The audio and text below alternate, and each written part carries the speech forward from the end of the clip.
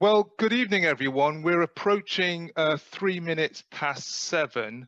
So with your consent, I'd like us to kick off this meeting, if that's okay with our WNO team, and if our Home Office personnel can probably just give us, someone there can give us a thumbs up that you're all in place. Thank you very much. And we'll kick off with this evening's meeting. Well, good evening, everyone. My name's Clive Foster. I'm a senior minister at the Pilgrim Church and also vice chair of Windrush National Organisation. And welcome to this, another of our Windrush National Organisation online engagement event. Before we crack on with our event this evening, we're going to start off as we always do. And we're going to start off by having a word of prayer.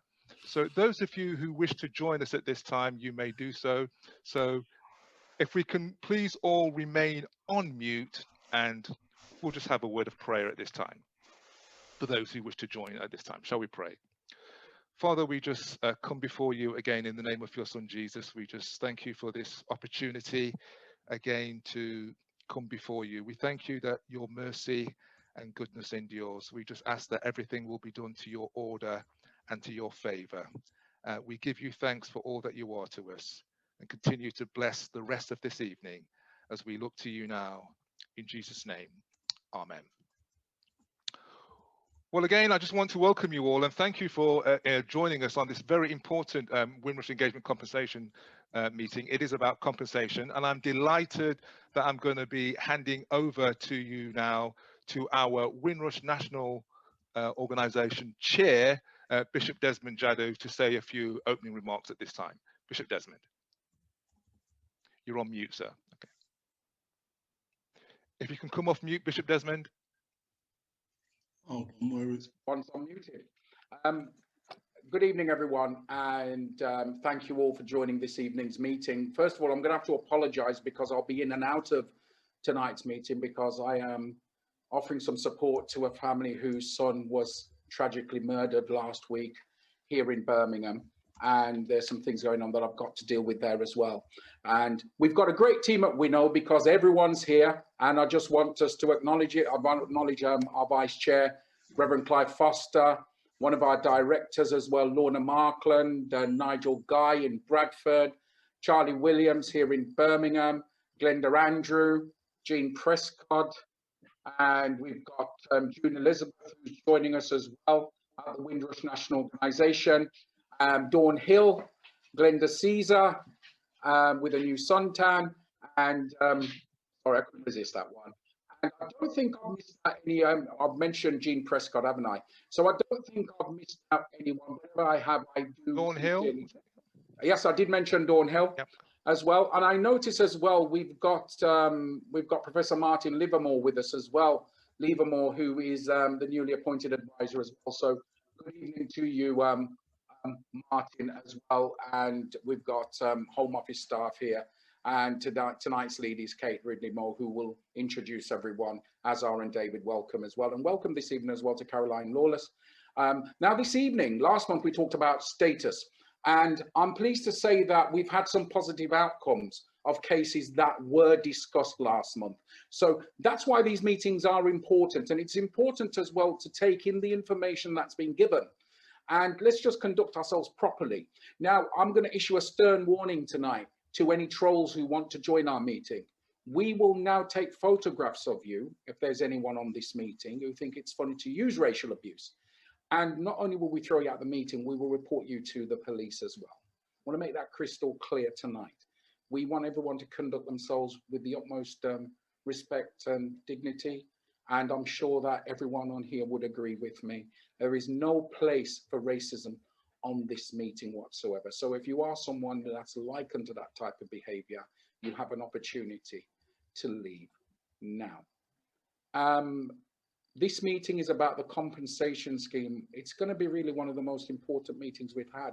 Last month was about status, and we've got outcomes there. This month, it's about the compensation scheme. So let's just listen to what the Home Office has to say initially, and then you will have your opportunity in the question and answer session to ask any questions that you wish, as normal, you can place your questions in the chat. There are staff here that will be able to answer your questions in the chat. The questions that cannot be answered, we will capture those and place them into the Home Office. And finally, the video from tonight will be available on our website as well, and all the appropriate information. So I'm going to hand you back to Reverend Clive Foster, and please, let's have an informative evening. Thank you very much. Thank you, Bishop Desmond. Just to say, as Bishop Desmond mentioned, this evening's meeting, as per normal, is being recorded. So if you don't wish to be on the recording, you can please switch your cameras off, and the recording will be available within 7 days as part of our website as well. Just want to also, as well as we always do, also give an opportunity for any media declarations, if they can sort of say so now, so that we're aware of that. Any media declarations that are present in the room, you have an opportunity just to declare that, because we really want this to be an engagement meeting, obviously, whereby there is a sense of transparency, and no one's information is going to be used in the media unnecessarily so as well. So just a shout out, if there is any media correspondence on the call, if you could make yourselves available, visible to us. If not, then we will proceed. Just to outline very briefly the agenda for tonight, then, we're going to be moving to be hearing some presentations on the compensation from our Home Office colleagues this evening. We will then, after that, be watching a very short video of raising the standard of the Windrush flag by one of our directors, Nigel Guy. And then we will come back for question and answers with regards to compensation, or any other areas perhaps that you think are related that you've heard tonight as well. And then we'll close with a closing remarks from Bishop Desmond Jadu. So at this point, I just want to welcome our Home Office colleagues, and I'm delighted that we have with us this evening Kate Ridley-Moy, who is the Deputy Director and Head of Windrush Lessons Learnt Review Implementation at the UK Home Office. And I'm going to invite Kate to come forward.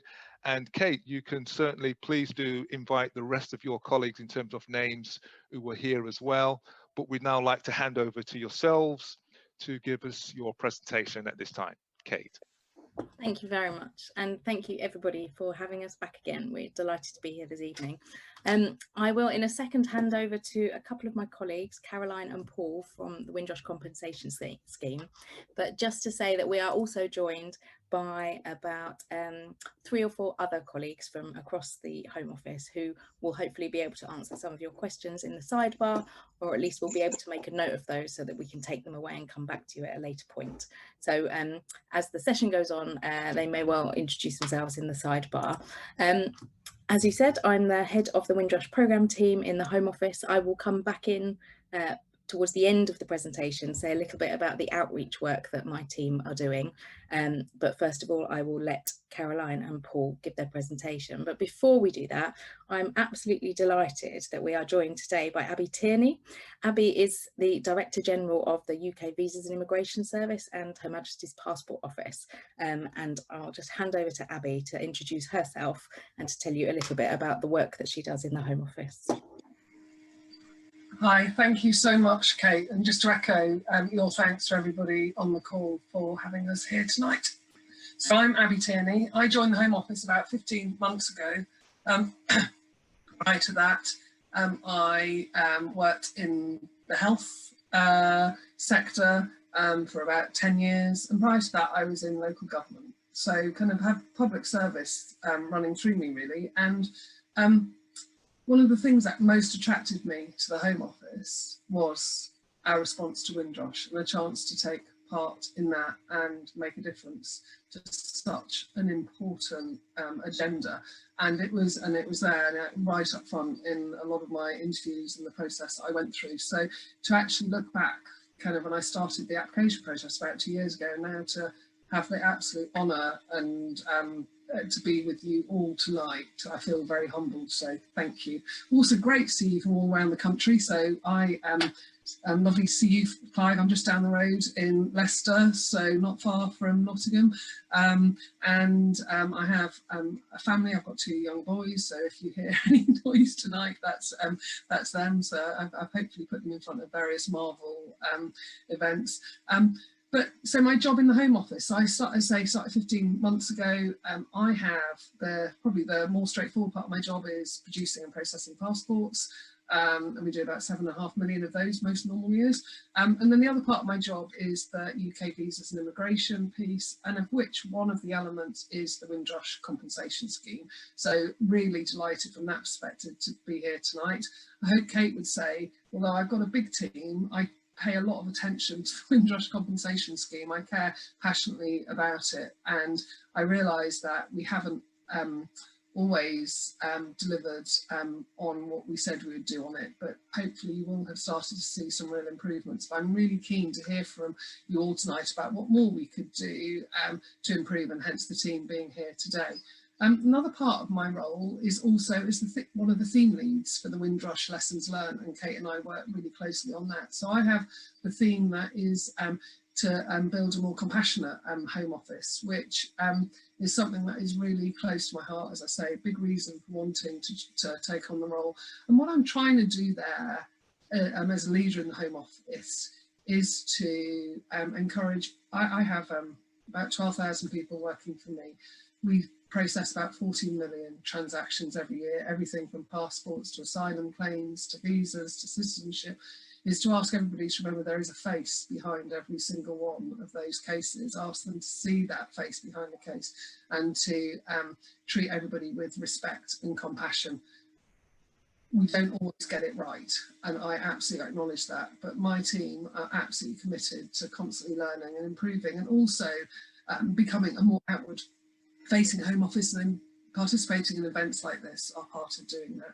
So as I say, humbled to be here, really interested to hear your questions. We'll do everything we can to answer them, but thank you so much, Kate, and I will hand it back to Kate to I think hand over to Caroline and Paul to take you through the presentation. If you've got any questions specifically for me, please put them in their sidebar. Thank you. Fantastic, thank you so much, Abby. So as we say, we will now have a presentation on the compensation scheme. So Caroline will kick us off, and I will be back partway through that presentation as well.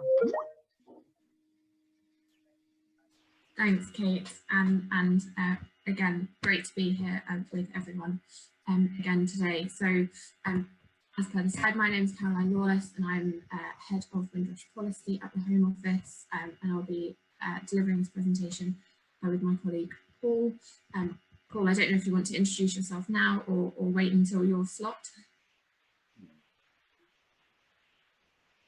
Sorry, I'll just come off mute. I can do that, yes.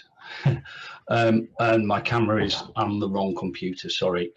So my name is Paul Styring, and I'm head of the operations for the Windrush Compensation Scheme, which is overseeing most of the casework that we do within Windrush, and I'll go into some of that a bit later. And it's I should echo that, it's really good to be here, although it's slightly embarrassing that my camera is pointing the wrong way, and I will endeavour to sort that out before I do my bit. Thanks, Paul. So our presentation today will provide what we hope is a fairly comprehensive overview of the compensation scheme and how it works, both in terms of the structure of the scheme and its operation. We'll also give an update on progress to date, and also outline some of the work that's underway and also planned to further improve the scheme. And I should just add, I apologise if at any point during this you hear a train horn or anything like that. I live by a railway, and trains do go past all the time. So if we could go to the next slide, please. So I just wanted to start off really by setting out our ambition for the scheme. And fundamentally, we want people to receive the maximum compensation to which they are entitled for the losses and impacts that they suffered because they were unable to demonstrate their lawful status in the UK. And because we recognise that in some cases it is still taking too long to resolve claims, we also want to significantly reduce the time taken between submission and decision on claims. So if we move to the next slide, I'll just give you a bit of a sense of our progress to date. And I should just flag that these figures are all to the end of April, and so are of course constantly increasing week by week. But to the end of April, we had received 2,367 claims. Of those, we've made final decisions on 900 of these claims. And when we say final decisions, we mean full and final offers, and also eligibility rejections, and also zero entitlement claims. And those are claims where someone is eligible for the scheme, but we haven't been able to establish any loss or impact. 626 claims are what we would call concluded, and these are claims that have received their full and final payments, nil offers that have been accepted, refused or rejected claims that haven't been challenged, and of course withdrawn claims. And in terms of total offers made so far, this is currently standing at £29.5 million, and of those offers we've paid more than 20.4 million, and that's across 687 claims. We've also referred more than 900 claims to our independent claimant assistance provider. I also wanted to just give a bit of a sense of progress since the overhaul that we made to the scheme in December. So since December, we have paid out more than 6 times the total amount we paid previously. And prior to those changes, we offered on average around £294,000 per month. But since then, we've been offering an average of 5.8 million a month, which hopefully shows the real kind of impact those changes have had. So if we move now to the next slide and onto the scheme's eligibility.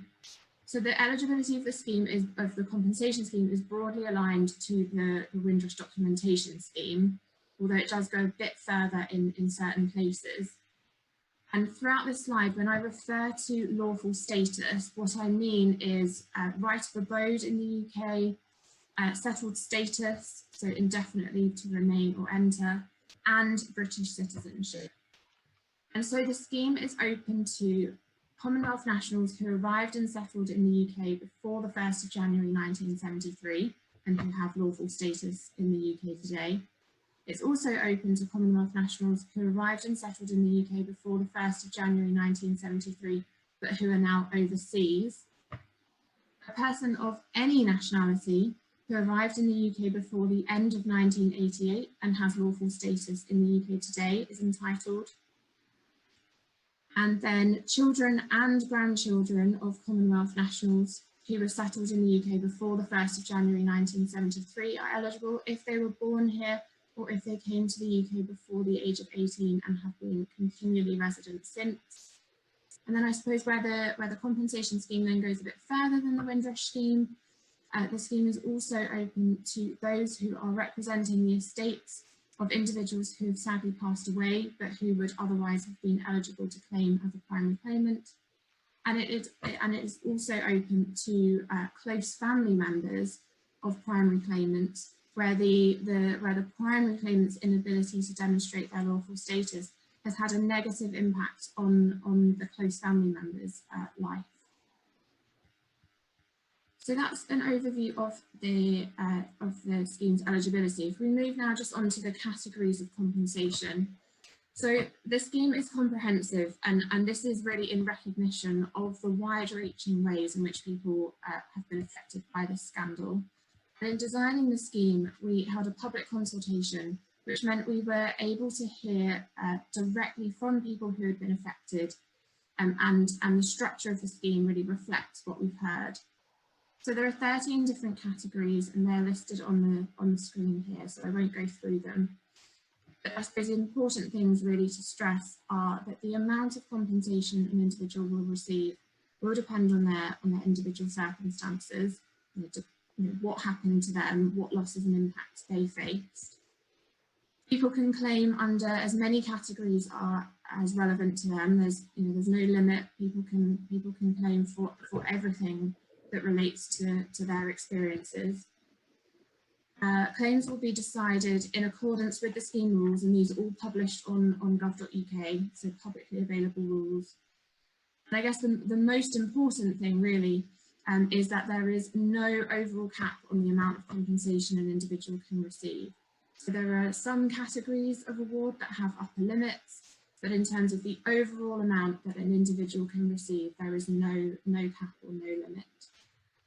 And then just to touch very briefly on criminality, as I know that this can sometimes be an area of concern, I'd really just like to stress that in most instances, criminality will not in any way affect an individual's compensation.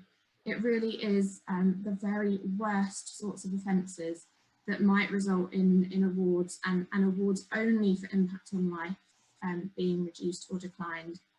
But all decisions to do this, so to reduce or withhold compensation, are signed off by ministers, and only a very small handful of cases so far have been affected by this aspect of the scheme.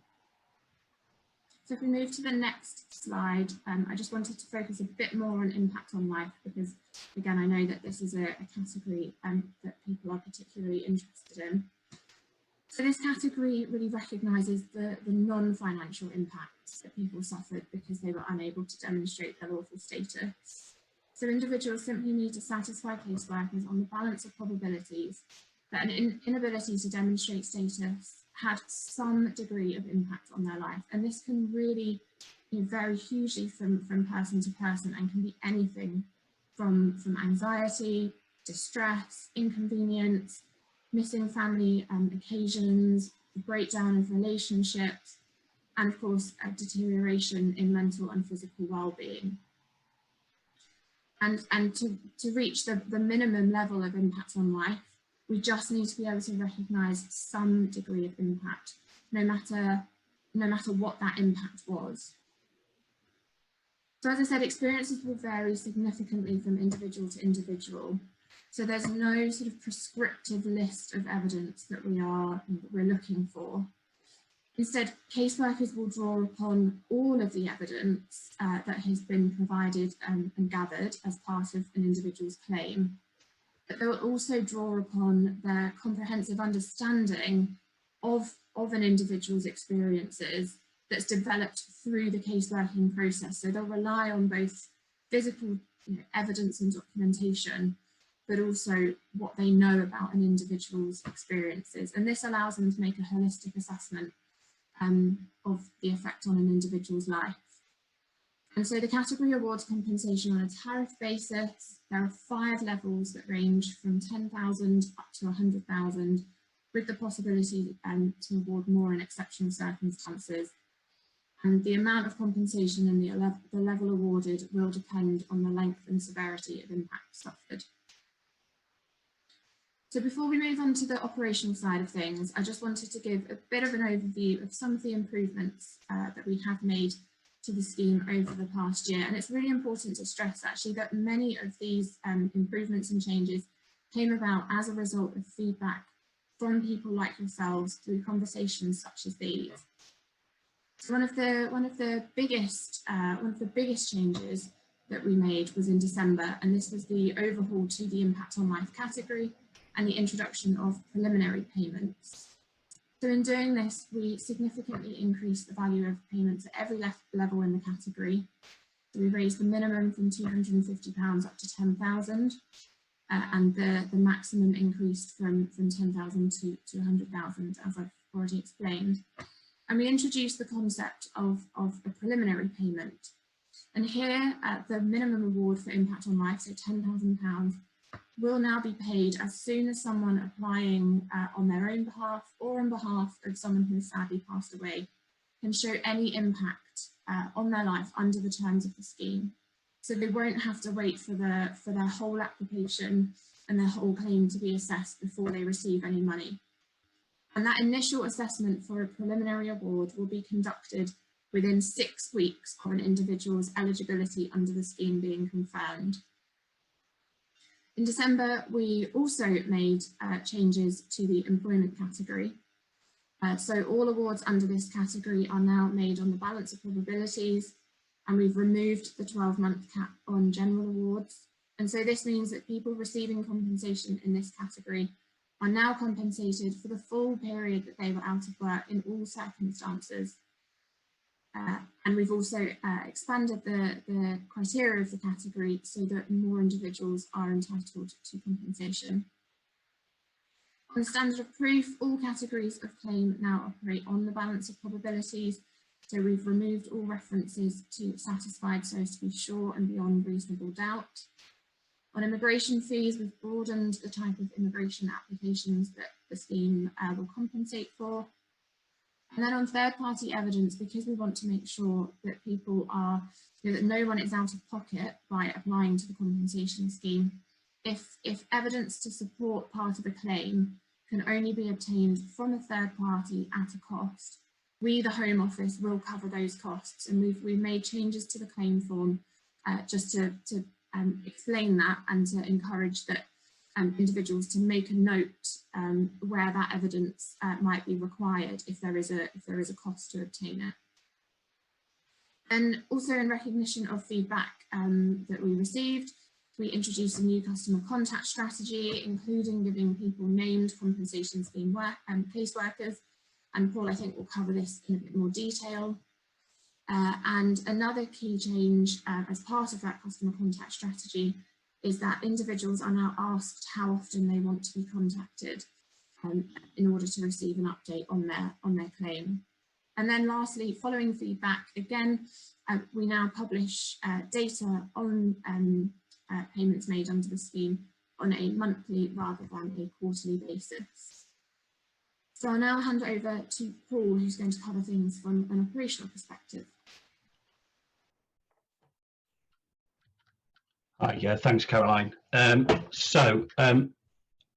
My section is going to just go through the sort of process and life of a claim, and a few details of how the operation is set up presently. When the start of a claim, someone needs to make an application. The forms are available online, or if people have difficulty accessing online, they can contact the Windrush helpline on the phone, and a form will be sent out to them to complete. We do offer assistance in free assistance for those who need support in making a claim. It's run by a company called We Are Digital. The remit of the provider is to provide independent assistance to new claimants in the completion of their claim forms.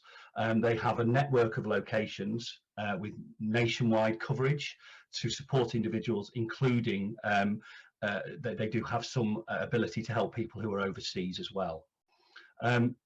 They will listen to an individual's experience and advise on which categories of claim they might be entitled to, and how to gather the appropriate supporting evidence and documents. They are fully aware of the most recent version of the scheme rules and guidance documents, and we will obviously we are in communication with them over that to update them as soon as things change. And they can also provide language services where the individuals don't have English as a first language. The claimant assistants can advise and support individuals based on the information that they are given. Their remit doesn't extend to offering legal advice or undertaking additional activities to gather information or evidence in support of their claims. When a claim is then submitted, it goes into the registration and identification stage, which at its simplest is we register the claim on the system, and then we verify someone's ID. Then the claim is passed into the eligibility section, which is usually simple. If someone has applied through the documentation scheme, it will be a simple decision. If it's a bit more complicated, we may need to do a bit of additional work just to be satisfied that people are eligible to apply under the scheme. If they are deemed not to be eligible at that point, they will be written to with the reasons, but there is an option to review that decision, but we'll explain a bit more about that later. At this point, once a claim is classed as eligible, it will be passed to the initial casework consideration team, and the caseworker will introduce themselves to the person, will explain the process, and will explain what further information they think is necessary at that stage. And during that initial period of contact, we will be trying to make a decision on the preliminary payment of £10,000 that Caroline mentioned. And as she said, we will normally be able to do that in the vast majority of cases within the first 6 weeks.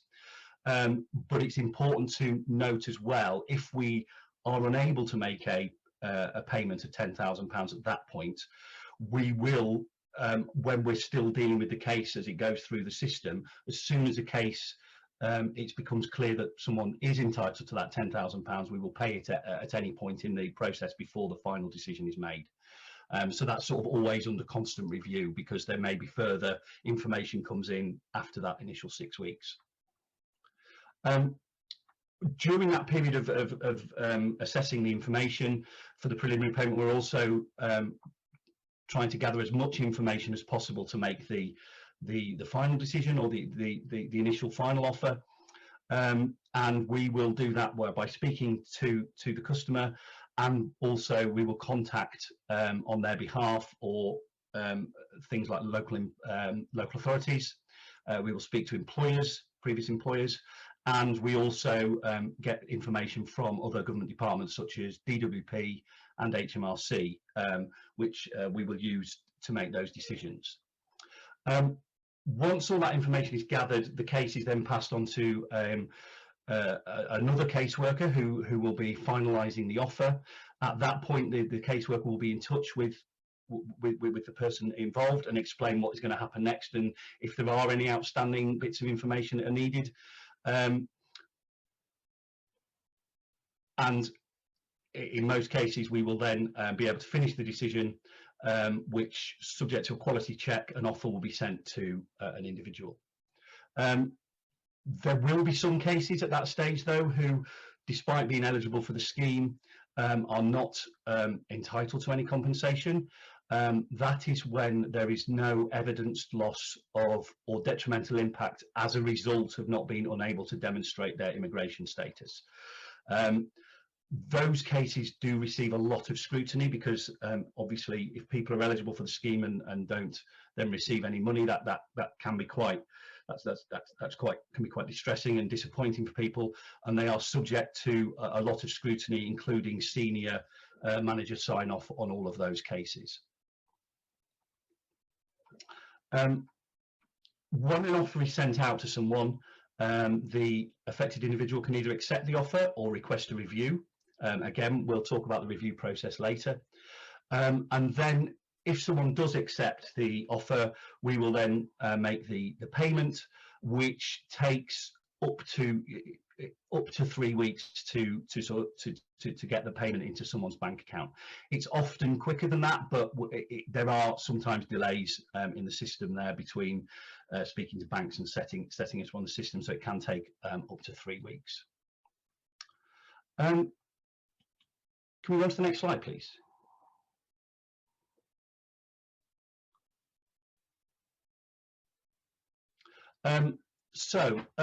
Currently within the operation, we have 55 FTE, that's full-time equivalent caseworkers, and they are split between those two teams I mentioned earlier, which is the initial casework consideration team and then the sort of final offer casework team. We also have another 14 staff who've joined only last week, and they are currently being trained, and we anticipate a further 20 caseworkers joining us over the next 6 months, and we've got plans to also within that recruitment make sure that if anybody leaves the operation, we will be running a sort of rolling recruitment so that we can pull people into as well as get additional people to make sure that we replace anybody who leaves. And it's all the team, and it's not just the caseworkers, but all the team are clear that the objective, we are there to make sure that people receive the maximum compensation they deserve and are entitled to. All the staff undertake a training programme which provides a holistic view of the scheme, and it does include a history of Windrush, and they receive that before they start working on the claims. And we we do have a lot of case studies of people who were affected by Windrush, and to try and emphasise what the impact was on people before they start to do the claims. The training, as well as focusing on the actual scheme rules and guidance, there is a lot of focus on skills about using telephones and letter writing to ensure that we are using the right sort of communication with people. And the staff who deal with the most vulnerable people have received specialist training from the Samaritans to assist in their work. Once the formal training has been completed, the team will then follow a structured mentoring programme where they would have a more experienced caseworker guiding them through the process to enable them to get up to speed as quickly as possible on and delivering as many claims as they can. Can I have the next slide, please? In respect of processing times of claims, obviously this is a big bone of contention, and we accept we could do better in this instance. Less cases are taking less than a year, but there are still, in some instances, cases taking up to 18 months. We are committed to reducing that number down to the bare minimum, where there are, you know, very, very difficult legal barriers to us completing a claim, and we are, that's our big focus, is dealing with all the outstanding oldest claims. As I mentioned earlier, we are recruiting more caseworkers. We are also improving our agreements with other government departments. So we are speaking to HMRC and DWP at the moment about refining the information they give us, so that there's less chance of us having to go back and clarify matters, which obviously will slow a decision down. We are doing an awful lot of work on how the caseworkers manage their caseloads. There is intensive managerial support being given at the moment to help caseworkers progress their cases as soon as possible, with regular discussions of the cases at conferences to ensure that we're making the decision as quickly as possible. And going back to that initial casework consideration team, we are refining how we gather that information early on and making sure that we are explaining what is needed and why, so that we get the most relevant information as quickly as possible.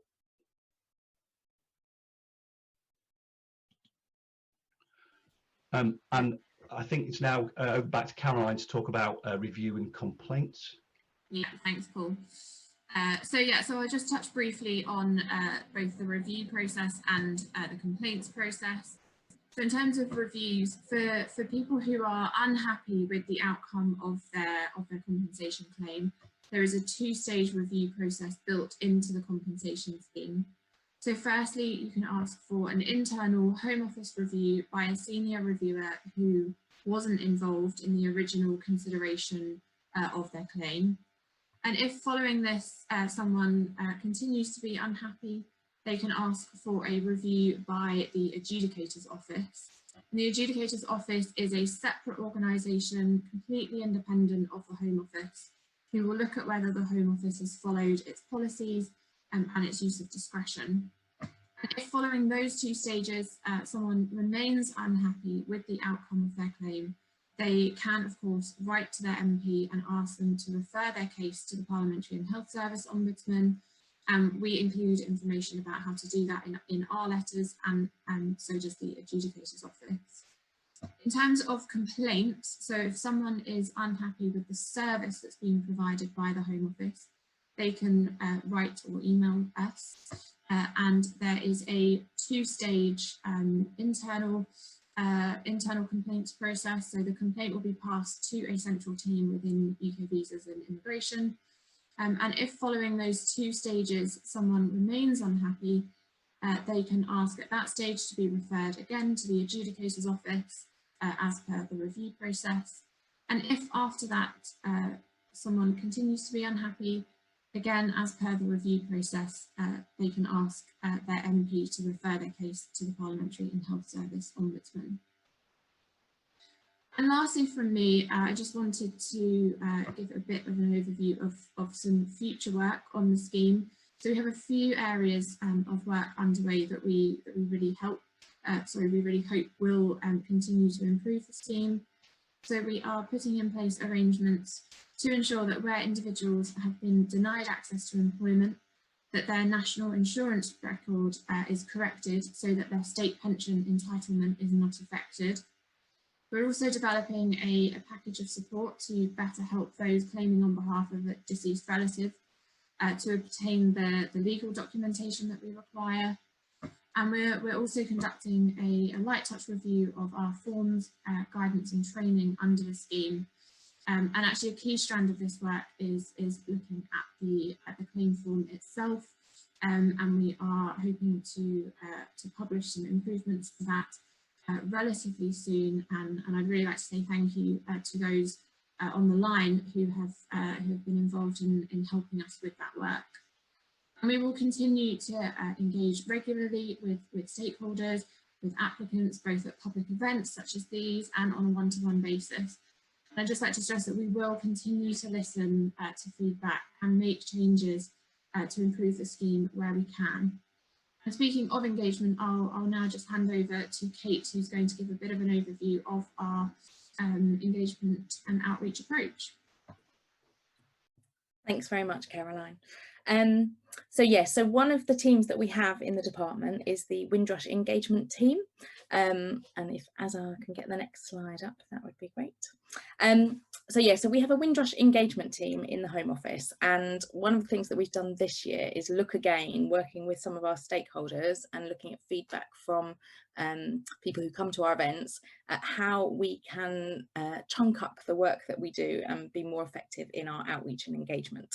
So the first area of work that we do is the quite factual, relatively basic introductory information about the Windrush scheme and the Windrush compensation scheme. And this is to sort of go out to wider communities as an introduction to how it works. So some of you on the line may have been to our introductory sessions. These are designed as a kind of, you would attend it once, because if you went to it multiple times, you'd just keep hearing the same information. But we run those sessions and we often try and partner with another organisation. We also run one-to-one surgeries. So many of you know David and Azar, who are from our team. They've been running one-to-one surgeries to provide a bit more personalised support to people. We're starting to do a lot more work overseas, in particular through High Commissioners, but also keen to work with people who've got contacts in communities overseas to see how we can get our message out abroad as well. And doing work on gov.uk. So there's some examples there of the kind of basic entry-level introductory information that we provide. The second area of outreach is those people who have a slightly more specific need or who already know a bit about the compensation scheme but want more of a particular angle. And this event is a good example of something like that. So we've come to you before and talked about a status. We're here today talking about the compensation scheme. We sometimes get people who are from a legal background together, or invite some of our stakeholders into the department to talk to them about something in particular. So that's the second area of work we do on outreach. If I can get the next slide. Thank you. Then there's working with and through others to promote the Windrush scheme. So in the Home Office, we have a Windrush volunteer network, which involves a lot of the staff in the Home Office who are themselves from communities that were impacted by the Windrush scandal. And we do a lot of work with them to cascade messaging out to communities. We also work with the Windrush Working Group and with various other organisations to try and make sure that messaging is going out. We have set up a community fund, which is £500,000, which is available to organisations to, again, try and pass messages on through different approaches that the Home Office wouldn't normally have access to, and recognising that there is not a strong level of trust between communities and the Home Office, and so trying to use other organisations as intermediaries to get that important message out, but perhaps not for us to be doing it given the issues we have around trust. The fourth area is giving people an opportunity to tell their stories. So there's been quite a lot of work of people coming into the department to speak to Home Office officials. Obviously, Wendy Williams captured an awful lot of examples and case studies in her review, and we are developing at the moment some reconciliation listening events, but we're going to wait until after the COVID restrictions, because we think that's important that that's able to take place face to face, so that people can have an opportunity to tell their stories to the Home Office. And then our final area of work is around celebrating the positive contribution of the Windrush community and the Windrush generation and their families.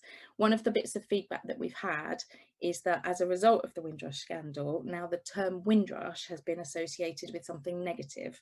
And so people are very keen that the Home Office plays a really active role in making sure that the term Windrush is rightly celebrated for all the positive contributions to this country, and not something that is primarily associated with the scandal. And so we use our position in government to work with other government departments to try and really promote the contribution of communities in the UK. One of those moments is obviously next week on Windrush Day on the 22nd, on Tuesday. So we're doing a lot of work in government. We've had some events today, we've got more on Monday and Tuesday. Particularly across the civil service, and with our own staff and staff in other departments to really raise awareness. We've just ordered lanyards for our staff which have Windrush and our new values, which were inspired by the lessons that we're learning as a result of the Windrush scandal. I'm very grateful to Nigel Guy for our Windrush badges, which again have been distributed around the department, and we will be flying, as we did last year, the Windrush standard over to Marsham Street, which is our head office building. We're also really pleased that we've been able to secure agreement for Parliament to fly that flag as well. So this year Parliament will also be flying the Windrush standard. And we're keen to hold events not just with the Caribbean community, but with communities across the UK who've been impacted by the scandal, to try and reinforce that positive contribution and work with people like the Department for Education and others to really celebrate the contribution of communities to the UK. So that's a kind of overview of our outreach events that we're doing, but we would welcome ideas, suggestions from others as to what more we can be doing. Because we're always open to doing more. So very finally, I will hand back to Caroline, who can provide you with the contact details for the help team. But that's pretty much the end of our presentation, so that we can move on to the questions and answers. So Caroline, over to you. Thanks, Kate. Yeah, I just wanted really to end with this slide, just setting out the key contact information for the help team in case anyone needs it. And I also just wanted to end with an important reminder that no information that is provided to the help team or in applications to either the Windrush Compensation Scheme or the Windrush Scheme will be passed to immigration enforcement. And I just think that's a really important message to just keep emphasising. And that's all from me.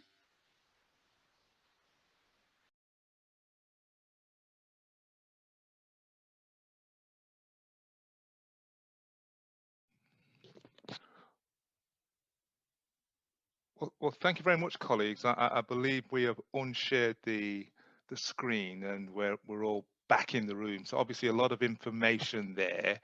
And I'm just going to give us an opportunity, everyone on the line, just to sort of gather your thoughts in terms of for the question and answer session and responding to what you've heard and what you want to say. It's been very active in the chat. Before we get there, we just want to briefly, it was mentioned earlier, I want to give this opportunity for Nigel Guy just to come on the line and then to share with us. It'll only take about a couple of minutes, the Raising Standard Windrush flag that was mentioned. Over to you, Nigel. Hello, everyone. I'm trying to share the screen. Can everybody see my screen? Raising the standard for Windrush on June the 22nd on Windrush Day. Order your Windrush flag and commemorative pin badges and join the UK-wide ceremony in acknowledging the journey and contributions made by the Windrush generations in all facets of UK society. For more information and merchandise purchases, Nigel, if you're email expecting sound. windrush-generations@outlook.com. The Windrush flag has been raised in many towns and cities across the UK in Bradford, Leeds, Nottingham, Wolverhampton, Peterborough, Preston, Luton, Birmingham, Newcastle, Bristol, Salford, Southampton, Lancaster, to name a few, and also at the headquarters of the Home Office, DEFRA, and the Ministry of Housing, Communities and Local Government. And also Jamaica. So come on, join us by raising the standard for Windrush on June the 22nd, Windrush Day. Well, apologies for that, people, in terms of the sound. What I can say is that, can you hear me? Yes. Yeah, I can say that, you know, the flag that has been mentioned by Kate as well, is going to be raised, just to give you some indication of some of the places, it's going to be raised in Newcastle, Preston, Lancaster, Leyland, Gedling, Liverpool, Salford, Manchester Police, with Manchester, the headquarters, in Liverpool, I've mentioned, Bradford, Leeds, the NHS Calderdale, in Huddersfield, Dewsbury, Batley, Kirklees, Nottingham, Birmingham, Wolverhampton, Coventry, Peterborough, Luton, Watford, Southampton, Bristol, and the London boroughs of Haringey, Islington, Havering, Romford, and the Black Cultural Archives in Brixton, also going to be raised in Croydon, but also network rail stations up and down the country will be raising the standard for Windrush. And as Katie has mentioned, the headquarters of the Home Office at 2 Marsham in Westminster will be raising it, and also at the Houses of Parliament. I have to say that there are schools in Wales also raising the standard for Windrush, and also in Jamaica. And just let me say this in the sense of the context of this flag, in terms of the narrative. It's about the 7 Seas of Windrush. We're chartering the 7 Seas, and the 7 Seas of Windrush, you might ask? Well, let me tell you, it's about the commemoration, the celebration, the contributions of the Windrush generation, the care that's needed for the Windrush generation, the challenges faced by the Windrush generation, and the conflicts faced by the Windrush generation, but most of all, the change that needs to happen. So people, let's all raise the standard for Windrush. Thank you. Thank you very much, Nigel. And do see Nigel Guy if you want more information how you can get those as well. Thank you very much. We're now going to, if you can unshare your screen, Nigel, that'd be fantastic. We're now going to go into the question and answer session. We will be asking that if you do have your question, please do use the functionality of just raising your hand, and we will get to you. We do also want to give an opportunity, especially for those who may be here for the first time, or it's the first time you're asking a question in this forum, that we want to give you an opportunity to sort of get your questions in as well. We've had a busy chat. Hopefully some of the Home Office staff will be able to respond to the chat questions separately as well. So at the moment, I'm going to go to the raised hand, Glenda Caesar. And again, we're just asking for everyone, if you get your questions to the point, and hopefully we can get as much questions in as possible. Glenda. Hi, everyone, and hello to the members, staff from the Home Office. And my questions are directed to any one of you who can answer it. One of what we have noticed, and what I'm getting back, is not individual cases, because it's a lot of cases that are coming. There isn't a full explanation of what the discretionary payment actually means. Nobody knows what it means, and it doesn't seem to be, no payment seems to be being made on the discretionary part of the compensation form. There's also with the Department of Work and Pensions and the loss of benefits. What we're finding is that if you're being told to approach the Department of Work and Pension to see if you can get back your loss of benefits, and then what will happen is that they will turn around and say, oh, well, we haven't got that information. We can't go as far back as 5 years. So some people have lost out on benefit payments.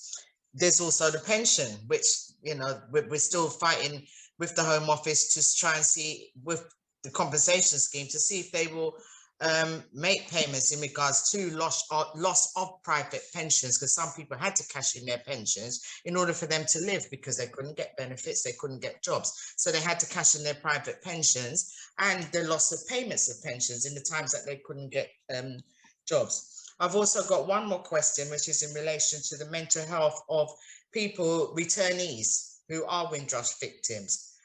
What is the Home Office putting in place for them? How are they going to make sure that they are supported in what way? And we're still being, a lot of people are still being asked for documentations which they can't provide. I'll talk about an individual case, but I won't mention the name. This person was unable to work in the very late 60s, but took cash in hand. But he doesn't even know how to put this down on form and how we get him back. What is the training of the caseworkers as well? There's a lot to be answered, a lot to ask. And your presentation was excellent, don't get me wrong, but this is a presentation you should take to the Home Secretary and ask her for funding to use it as a campaign that goes worldwide, because these sort of platforms are the platforms that we're asking for people to come forward to approach you, because your engagement meetings doesn't give any of the claimants a chance for them to even ask questions or to present anything to you. But we will take the time and watch the presentation. So perhaps you can look for a big ask for the funding to do a big campaign. So all of these slides and all this information goes out worldwide, so that people who are entitled to come forward can come forward and have got the exact information that you're presenting to us. That's me. I don't know who's going to answer. Thanks, Glenda. Shall I, Home Office colleague, shall I kick off and then others can sort of jump in if I miss things? So Glenda, just on the discretionary category, so that is intended to be used for significant financial loss that's not covered elsewhere under the scheme, but also isn't excluded by the scheme. From memory, so payments have been made under that category. I'm not going to be able to remember everything from the top of my head now, but I know, for example, we've definitely paid things like, so where individuals, we've paid for flights, you know, particularly where people were stuck overseas, or where they had to rearrange flights or travel. So we've made some quite big payments relating to that. But I'm really sorry, I can't remember off the top of my head other payments that have been made in that space. But to reassure you, sorry, can I just say, you said about flights and that, but isn't that, if you use it on as a close family member, and a close family member had to support a primary claimant because there was no other way of the primary claimant being able to sustain themselves or to pay, why is payments not being made to the close family members, or they can claim back any loans that they took out? Isn't that what the discretionary is about, or is it just for people who took flights? Or you know, people don't, we don't understand. I don't understand, and certainly some other people don't understand. Sorry to interrupt you, but I just wanted you to sort of like bring it down to basic for us so that we can understand. Sure. So the category, so it's not just for flights, it really is for a whole host of things. You know, it's for where people have directly suffered financial losses because of status problems. Difficult for me to comment exactly on that particular scenario, but it doesn't seem an impossibility that we would compensate for things like that under the scheme. If I just turn then to benefits, as you said, obviously benefits are paid by DWP. That's the legislation. We are unable to make those payments. They have to be made by DWP, and that's why we have to make those referrals through to them. On pensions, obviously you've mentioned the scheme. I'm afraid it doesn't compensate for private pensions that have been cashed in.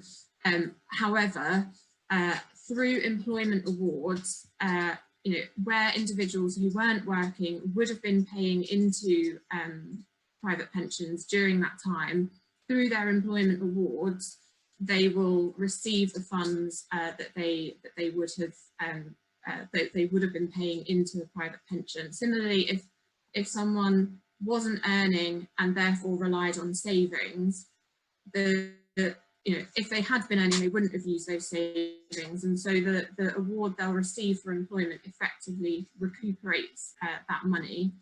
On mental health, we have the vulnerable persons team.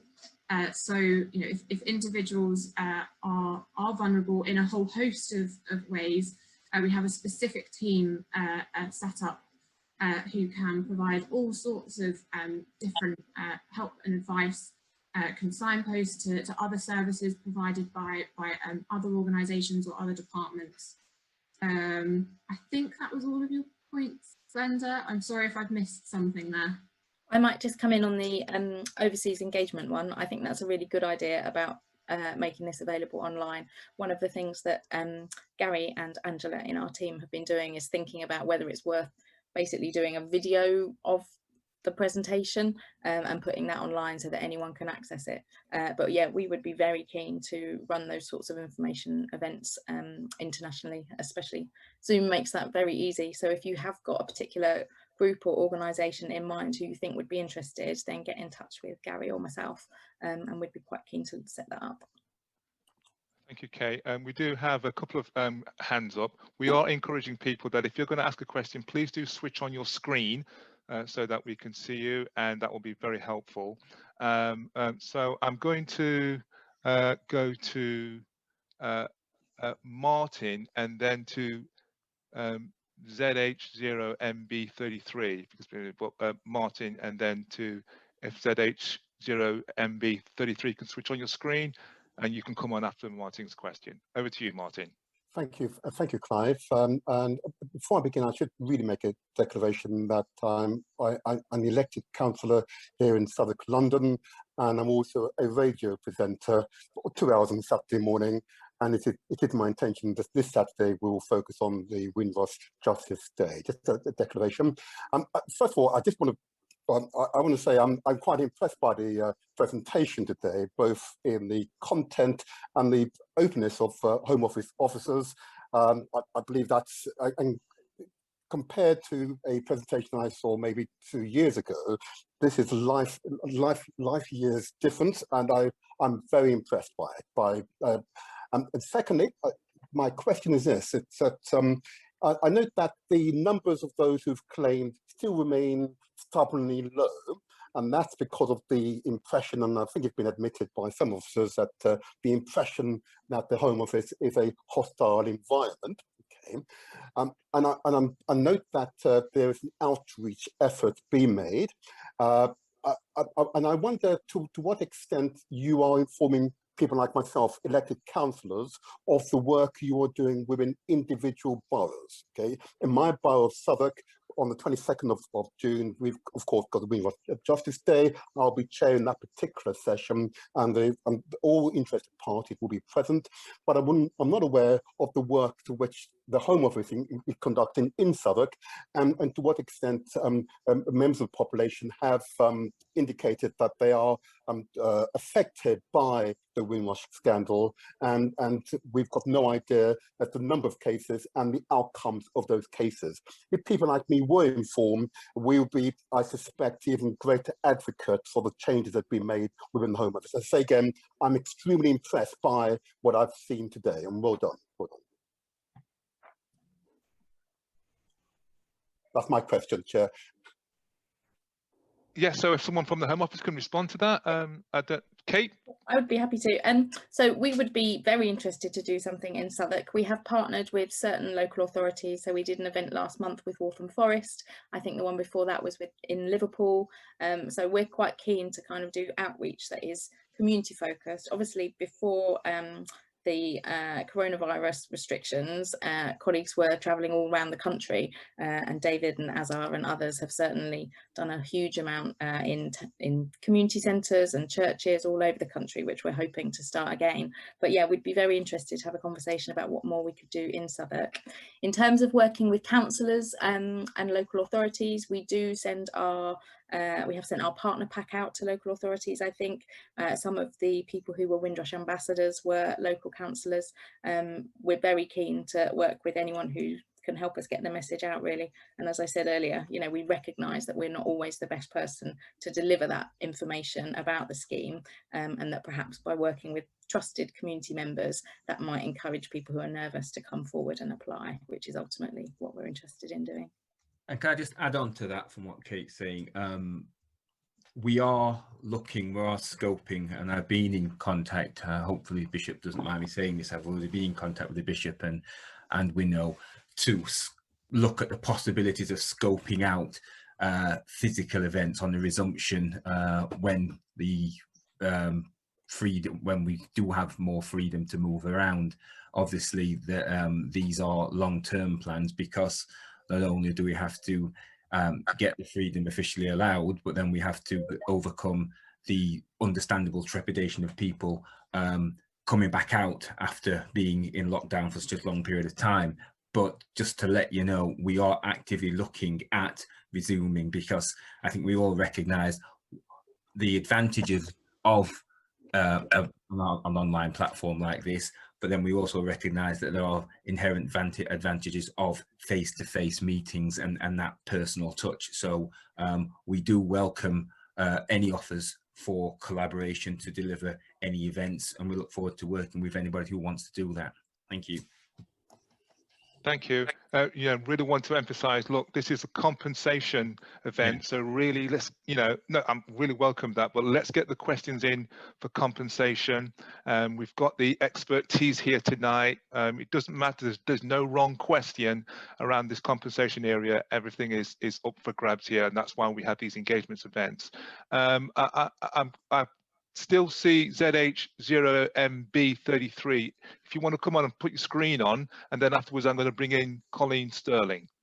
Thank you. Unfortunately, my video is not working properly, but the audio is working fine, as you can see. So if you don't mind, I'll just ask my question. Okay, go ahead. Could you tell us your location, please? I'm in London. Thank you. There's a known issue among Windrush claimants that the Home Office seem to be ignoring completely. Now, I know personally, because I've been affected by it, and I know quite a number of other people that have been affected by it. It seems to mostly affect people with Nigerian heritage. And the thing here is that most of the people that are affected are actually British. As it is with illegal things that affect a marginalized community, when it's not addressed, it spreads and it affects people that it wasn't supposed to be directed at in the first place.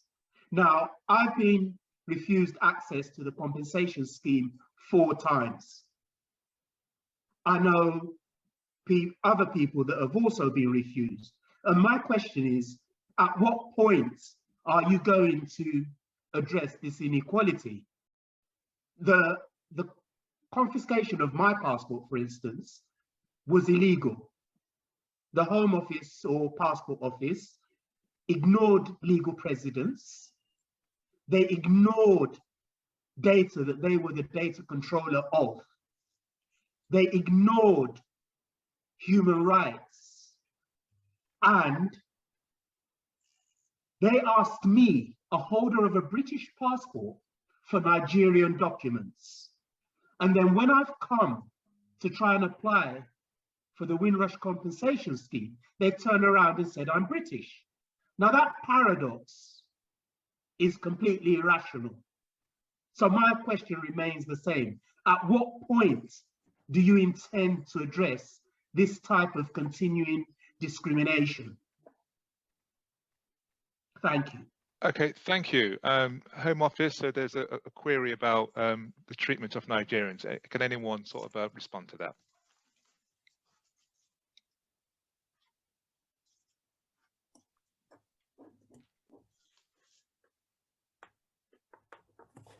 All I would say is I can't comment on a general principle unless we have all the information. I appreciate. I've just given you all the information. No. Okay, can we please allow people? Okay, thank you. Can we just allow our colleagues to respond to your question? Thank you very much. Yeah. Thank you. I appreciate the information which is being provided, but it's not. It wouldn't be accurate for me to say on this platform here X, Y, and Z unless I have a real, full, detailed, in-depth analysis of what the actual issues are. So what we can do, you can actually send us the details on the Slido bot, and we can look to take this offline. We can look to look into this information and look into this case and look into this issue more in depth. But I was told to do that at the last meeting, and I did. So has all that information been forwarded because to? Nothing's been done since then till now. So has that information been forwarded? Did you forward yes, it that via information WNO? has been forwarded. That information is actually in a national newspaper. Okay, well, we will contact WNO and we will look for the information. Thank you. I did see Abby raising a hand. I'm not sure how Abby wanted to come in. I was going to say thank you for raising it. I think a couple of things. One has just been covered, so we'll look at the individual case if it's been forwarded. I think the other thing that Kate and I have been discussing separately is that there's quite a few passport issues being raised here that, whilst connected, are slightly separate. And I just wonder whether you give us the chance to potentially have a look at those specifically, and we can maybe come back to a different session and focus in the same way we've focused on the compensation scheme tonight, particularly on the passport side of it, because it's clearly, I can see a lot of comments in the sidebar on the passports, and that's part of my responsibility as well. I don't want to put that on the team tonight because that's a different bit of the Home Office, but I'm really happy to take that away. Thank you very much, Abby. We'll take that back to I our don't comment at the moment. I'm sounding a bit croaky. Hopefully you got that. We did indeed. We'll take that back to our. So it sounds like it was a popular idea that we do that. So. Yeah, we'll take that back to our executive in terms of having an engagement around the passport. And there is an offer there as well for our colleague on the line to speak directly to David Levy by private messaging on the sidebar as well. Yeah. I'm going to bring in. Can I ask if anybody else has got issues specifically on the passport side that they also contact the team and share their particular case study, because that would really help us ensure that we do look at those as well. So I'd just add that, please. Thank you. Thanks, Clive. Thank you very much. I'm going to bring in Colleen, and then after that, Richard Black. Hi there, thank you. Yeah, first of all, I think it's a brilliant idea that the slides and all of the elements around compensation and status are made available, far more widely available. So I'd like to just sort of second that. But what I have been asking, and I've been asking it even in the last, I think the last time we had a Zoom meeting, we were discussing status. Why on earth are the presentation slides not made available before the meeting? You know, the meetings are short and we spend about 3/4 of the time listening to people actually reading their presentations. And, you know, I think that leaves the participants of this meeting, and particularly those who are directly affected by these issues, at a disadvantage. And this is valuable time, short and valuable time, that we have to spend with the Home Office to raise issues, pertinent issues. And I just need to understand whether or not that can be rectified. Anyone want to pick up that in terms of advance information present? Yeah, I mean, we certainly could make this presentation available in advance if that's something that would be helpful. We're happy to share it with WNO in advance. I think it would, to some extent, comes back to what I said before about when you're doing one of these calls, there's such a range of people. So there will be some people on this call for whom this is relatively new information. There are others on this call who I know relatively well, who probably know more about the compensation scheme than many staff in the Home Office. So we're sort of trying to sort of balance that sort of range of people with giving that sort of full and broad breadth, which some people will find helpful, and some people have mentioned they have, whilst obviously for others that's probably telling them something they already knew. So we can try and find a different way to strike that balance. I think in terms of fairness, it would be fair to have, even if you want to continue to present during the meetings, but there are going to be some people that need time to digest that information and process it before asking the questions. And I just think this puts people at a disadvantage. It's as simple as that. Yeah, happy to take that up with WNO colleagues. Thank you. Clive, may I just come in there? Sure. Khalid, thank you for your email. We've had that. All I'm going to say is this. We're trying our best as an organisation to get the engagement done. Many times Home Office have not even been providing slides. And one of the things is we do have an input, because what we have to do is trawl through all the previous meetings, pick the points out and provide those to the Home Office in order to make sure it's relevant. So it is a work in progress, so do please bear with us on that. However, the video footage from tonight's meeting is available on our website. The slides from the last meeting is available on our website, and I think you should be able to download those as well. So it is a work in progress, and these are independent meetings of the Home Office, and I need to stress that. So that's why I'm responding to that as well. So please do bear with us on that. Remember, we're an unfunded organisation, and many of us are working as tireless as we possibly can. But we will seek to address some of those issues moving forward. Thank you, Clive. Okay, I'm going to bring in Richard Black and then afterwards Andrew. If you can unmute Richard, and then we'll take your question. Richard Black. Thank you very much, Pastor, for the opportunity to speak on your forum. My concern deals with my health issues concerning in the event that I should return to the UK, I'll be coming back as a returnee. And as a result of spending many, many years on the streets, as a result of being dumped by the British or the Home Office, I've suffered significant health issues, and that is on record. I want to know, right, not only for me, but for returnees, people who might be coming back who suffered as a result. It could be mental health issues, right? It could be, for example, health issues. For example, I have serious health issues. And what would be, for example, would some kind of medical team or medical personnel be assigned to me if I was to return, right? And the impact on my life as a result of being abandoned in a country that's not even my own, right? And having to survive on the streets and eating out of garbage cans. So you can imagine the kind of impact that would have on my health. I am 67 years of age, right? These people here, your guests, and no disrespect to them, I appreciate them coming on and talking about compensation and things like that. But when you talk about impact on life, people like me who have suffered significant health issues, right? What are they prepared to do to assist or to try to ease the burden in our latter years, or are they going to let us expire as they've done to many before that? Now, I don't want to be controversial, but I just want to ask a question because, you know, it's great to come on there and say this and say that, but the reality is that people like me, if it was not for the benefits of strangers, right, I would be dead all now. So what are they going to do? Is there, my impact on life also claim compensation? Can you imagine the horrendous situation that I have faced? What kind of impact in terms of compensation would that be? Not only for me, Pastor, but for other returnees, right? And then to ask me for proof. People who are dumped in a country that is not their own, they don't leave the UK to go on a vacation and then walk with a filing cabinet.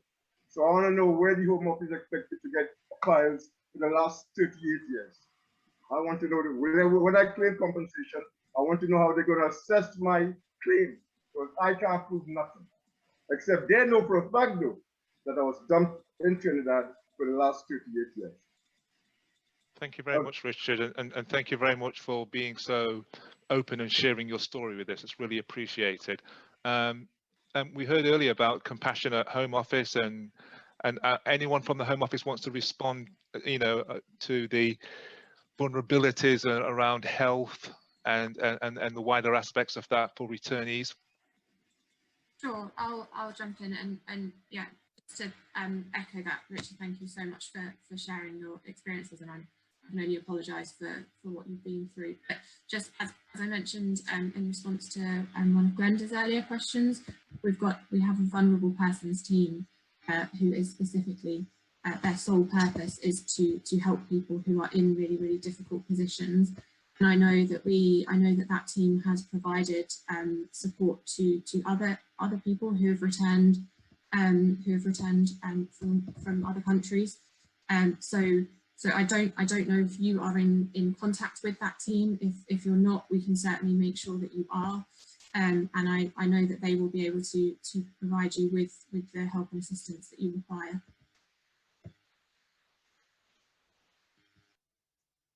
Thank you. I'm going to bring in Andrew at this time. Hello there. Thank you. Can you hear me? We can indeed. Grand. My story is, I'll keep it as brief as I can. My birth mother was, she died in 2009 of 4 undiagnosed cancers. I put in a claim for herself and for me as her son. I've been waiting 26 months. I was asked, because my ma was so poor when she died, I was asked to provide letters of administration from the probate office because I was executor to her estate at the time of her death. What the Home Office have intimated, but nothing's been made clear. I don't even know what tier she is on. And my claim is obviously dependent on her claim going through first. The Home Office wanted me to get letters of administration. I couldn't get them in retrospect because her estate was worth less than 5 grand. That meant that probate say, you don't need to get letters of administration. It costs too much. The estate isn't worth it. What the Home Office is saying is, once you receive your claim, whatever it may be, it takes you over that 5 grand threshold. Therefore, we require from you letters of administration. The Home Office was basically asking me as an individual to change how probate office do business. I spent 8 months trying to sort that out. I don't understand how that was put on my shoulders. Obviously, it wasn't possible for me to do. And I've gone back to the Home Office and said, I can't do this. I need you to talk to probate to gain whatever piece of paper you need to get in order for this to work so we can move forward. I've been waiting 26 months.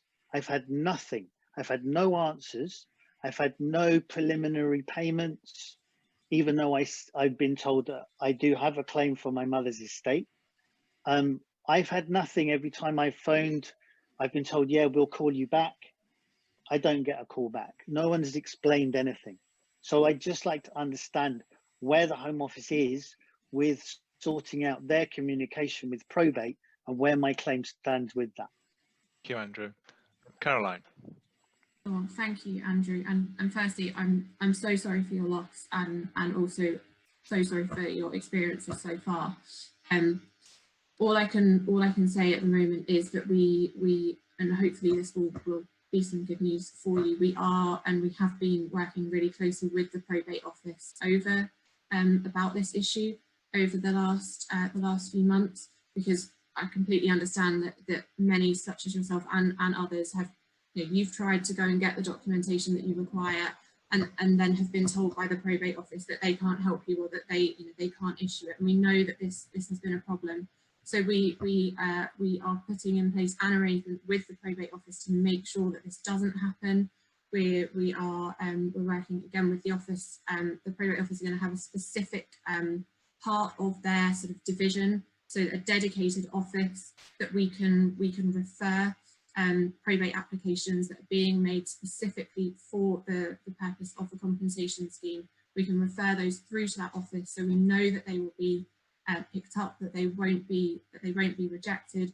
We're also working, we've been working with them to get a few exemptions in place to reduce the number of forms that people will have to fill in. And I'm really hopeful that process will all be in place, and we'll be able to write out to everyone within the next sort of month or so. So I know that it has been a really long wait, and that too long.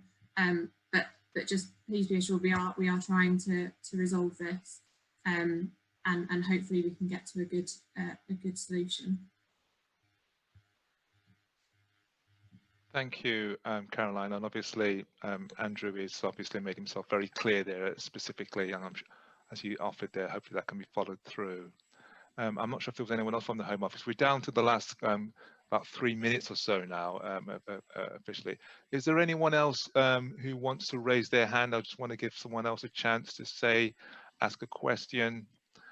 What we're trying to do, as well as we mentioned earlier, we've got a little bit of a working agreement where we can respond to questions in the chat with our colleagues via the Home Office. If they're not already doing that online at the moment, we will certainly pick them out, submit it to them, and hopefully they'll be able to respond back to you, back to those questions that are in the chat that haven't been answered this evening, and then we can post those responses to those questions on our website. In the last minute, I just want to give a call out if there was any other burning question, and if not, I'm going to bring in Bishop Desmond Jadu to come forward and to give a few closing remarks at this time. Bishop Desmond. Thank you, Reverend Clive, and thank you everyone from the Home Office. Abby, thank you for joining us. I was told you may, but it's good to see that you actually did, which is good. So that's appreciated. Kate, as usual, thank you very much. Caroline and Paul, Azar and David and other colleagues, thank you very much for joining us this evening. And once again, my apologies for how this evening's gone with my presence, but these things can't be helped at times. But I know Professor Martin Livermore is listening in. Martin, would you just like to say hi? Because Martin is the newly appointed advisor on Windrush. I'm not asking any questions, but Martin, are you there just to say hello to everyone? Good evening, Martin. How are you? Good evening, Bishop. I'm fine, thank you, and good evening, everyone, ladies and gentlemen. I also like to give a shout out to Dawn. We haven't seen each other for a while, and she's always been a strong mentor in everything she's done down in London and the Black Archive. So hope you're well, Dawn. And again, Bishop, I'd like to congratulate you if I call in the sterling work you're doing in our region around trying to support our youth and support our families. It's very sterling work, and please, with God's help, you will be able to keep that up. We need more people like you. Ladies and gentlemen, I've been in listening mode this evening because it's important. Windrush is something that affects all of us, regardless of colour, race, creed or age. And it's about, and Glenda put it right, having a degree of lived experience and bringing it to the table in a objective way. Are we going to be able to right the wrongs? What I will say in the short period that I have been appointed is to take an approach of looking where improvements can be made. Like all systems, nothing's perfect, but we have to work together to actually rectify those lags and to ensure that we record where has gone wrong and what can go forward in practically put in place. What I would ask of those on this call this evening, along with colleagues in the Home Office, is how can we work genuinely together to increase the awareness, confidence and trust to see more people who have been injured by Windrush come forward. You are the voice within our community. There are people out there in the community that are scared, that do feel systems are distrusting. But I would say, like with Desmond and with the Reverend, it's that engaged conversation together we can find an appropriate way forward. So, Bishop Desmond, thank you very much for this. I was in listening mode. I've heard quite a lot this evening, and I know at times colleagues within the Home Office comes under a lot of pressure. Rightly or wrongly, it's raising the tempo so that we can actually put it into a filter and make sure that filter is working in an effective way. So again, thank you. And Bishop Desmond, I hope to dialogue with you shortly on another matter. Take care. Thank you very much for that, Professor Martin Livermore. The reason we did done that, we've heard he's been appointed, and it's an opportunity for you to actually see who he is. And thank you for that, and we do hope to have you back. And as you've heard, it's our intention to have dialogue with everyone at the Home Office. So the Independent Advisor, Professor Martin Livermore, the Cross-Government Working Group, and also Home Office officials directly as well. And WNO is a bridge as far as we're concerned. You know, we're a bridge to go into the Home Office. I'm sorry, I can't take any more questions now, I'm afraid. And one of the things is that we are doing here, we're having these monthly meetings, and forthcoming meetings, we know that we have to have a meeting now regarding passports, because that's coming up quite often. We know we're going to be seeking an update through Kate Ridley-Moy's portfolio in terms of the Wendy Williams implementation as well. And also in the future, we'll be looking at the role of overseas missions, because in the case of that Richard Black's daughter, there are some ambiguities that were raised there, and we do need to deal with those as well. So we have no hesitation in doing that. In terms of tonight's video, it'll be up on our website within 7 days. Questions in the chat, and I acknowledge a question's been sent to me directly to take up with Abby, which I will say I will do that, and Abby, expect something to wing its way through to you. I've been sent that privately, and we'll deal with it privately. And all questions in the chat tonight will be collated and passed to the Home Office, and once those are passed to the Home Office, you will get the answers. All the information will be posted on our website, and also we'll ensure that the slides, we obtain the slides and we post those on the website as well. So we look forward to receiving those. So until next month, the date of our next meeting, help somebody, because I haven't got my diary in front of me. So the date of our next meeting is Thursday, 15th of July, 7 o'clock on Zoom. So thank you very much, everyone. Reverend Clive, over to you. Thanks, Bishop Desmond. And so we're just going to conclude our meeting today just by having a word of prayer. Those of you who wish to join could do so at this time. So we're just going to close by having a word of prayer for those who wish to join so at this time. Shall we pray? Father, we just thank you for keeping us. We thank you for your goodness towards us.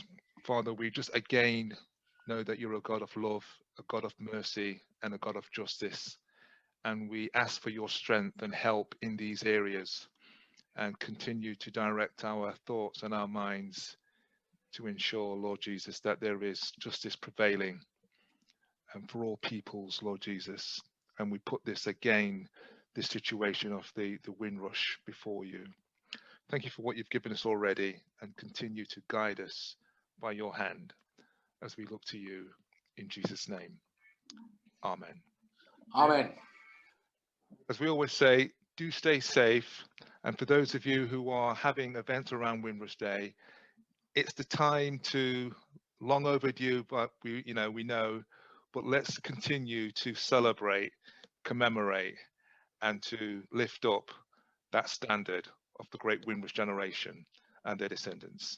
Stay safe and have a good evening. Good night. Good night. Good night, all. Thank you. Good night, David. Good night, everyone. One love. Night. Night, Jojo. Night, June. Thanks All right, night, for having June. us. Good night, everybody. Night. Good night. Thank you. Thank you, Windrush National Organisation, for your clarity and forward focusing. Thank you. Thank you.